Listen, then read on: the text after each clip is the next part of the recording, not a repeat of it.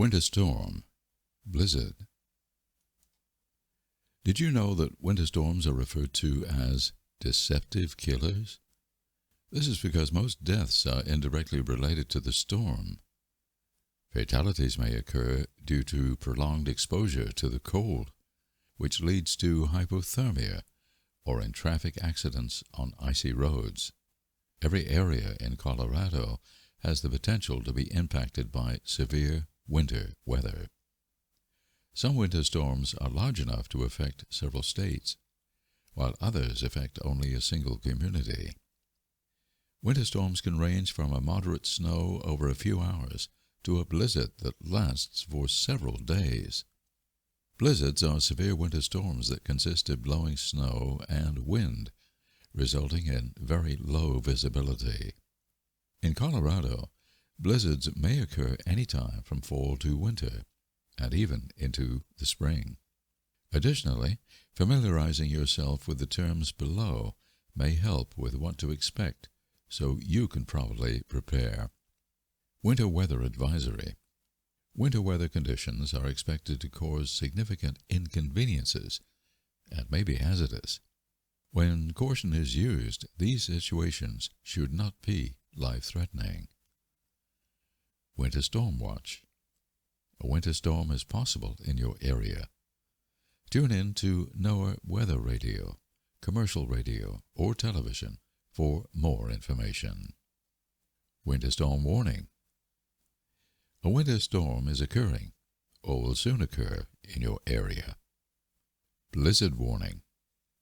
Sustained winds or frequent gusts to 35 miles per hour or greater, and considerable amounts of falling or blowing snow, reducing visibility to less than a quarter mile, are expected to prevail for a period of 3 hours or longer. Frost, freeze warning. Below freezing temperatures are expected. Despite the risks of winter weather, there are several measures you can take so you aren't left unprepared. Read the information below to learn about what you can do during Colorado's winter months. Before a winter storm. Be familiar with winter storm watches and warnings. Service snow removal equipment. Have rock salt on hand to melt ice on walkways and kitty litter to generate temporary traction. Winterize your vehicle and keep the gas tank full. A full tank will keep the fuel line from freezing. Make sure you have sufficient heating fuel, as regular fuel sources may be cut off. Insulate your home by installing storm windows or covering windows with plastic from the inside to keep cold air out. Have safe emergency heating equipment available, such as a fireplace with an ample supply of wood or small, well-vented wood, coal, or camp stove with fuel. Keep pipes from freezing by wrapping pipes in insulation or layers of old newspapers, covering the newspapers with plastic to keep out moisture, and letting faucets drip a little to avoid freezing. Know how to shut off water valves. Have disaster supplies on hand in case the power goes out. Include a flashlight and extra batteries, portable battery-operated radio and extra batteries, a first aid kit, a 1-week supply of food. Include items that do not require refrigeration or cooking in case the power is shut off, a manual can opener, 1-week supply of essential prescription medications, extra blankets, and sleeping bags.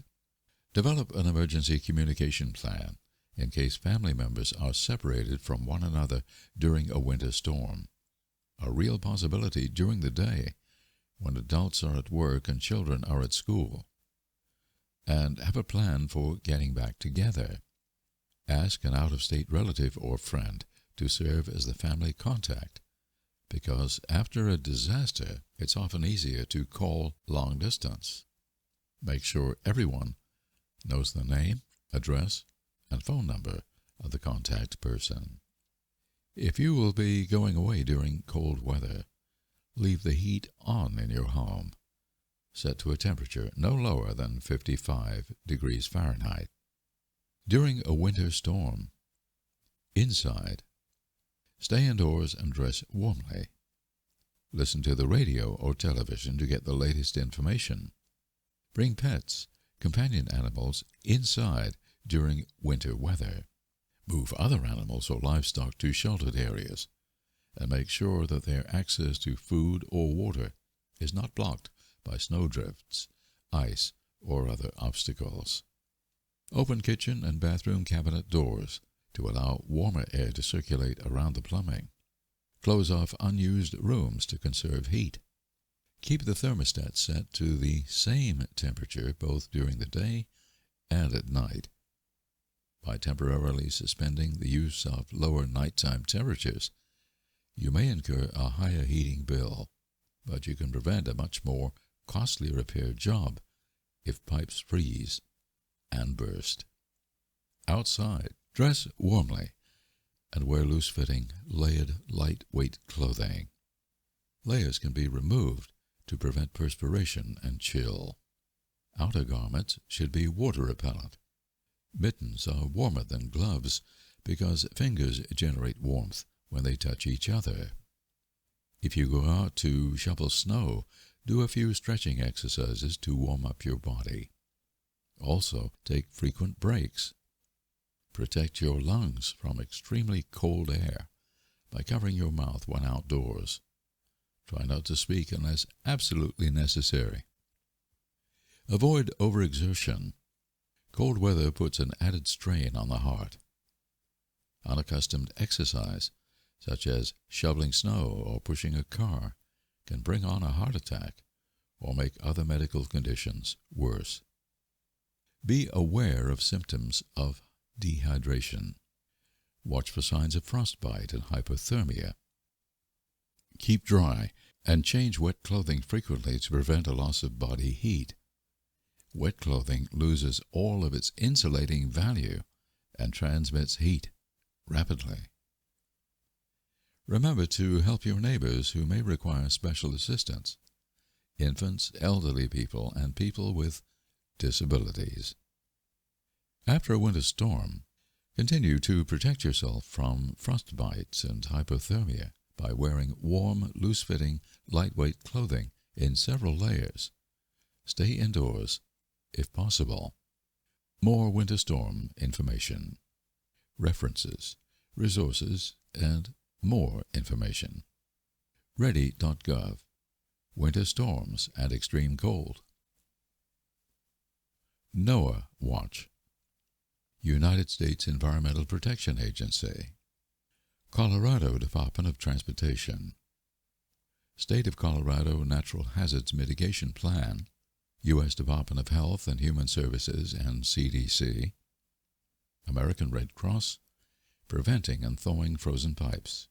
Red Cross Winter Storm Preparedness. Winter storm. It happened here. On December 19, 2006, the National Weather Service issued several snow advisories, indicating that a majority of the state was to be covered with 18 to 24 inches of snow between the morning of December 20th and late afternoon of December 21st.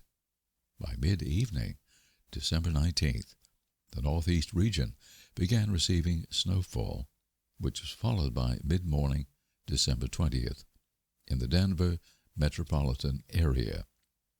By that evening, government, school, business, and highway closures occurred due to the intensity of the storm. 19 to 40 inches of snow were received, depending upon the area. Cover photo, courtesy of FEMA.